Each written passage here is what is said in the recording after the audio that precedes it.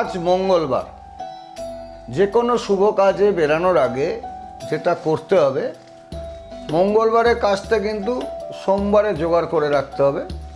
সেটা হলো লাল কাগজ, লাল কাগজের টুকরো। পরের দিন যে বুধবার আছে সেই বুধবারের জন্য কিন্তু সবুজ একটা কাগজ পেপার কিনে রাখবে। মঙ্গলবার, আজ মঙ্গলবার, এই মঙ্গলবার দিনই রাত্রেবেলা একটা সবুজ পেপার কিনে রাখবে, কাগজ আর কি। তো মঙ্গলবার দিনটা যাতে শুভ যায় তার জন্য যেটা করতে হবে, যে লাল কাগজ আমি বলছি, সেই লাল কাগজে 9 লিখে যে কোনো শুভ কাজ শুরু করো। 9 লিখে,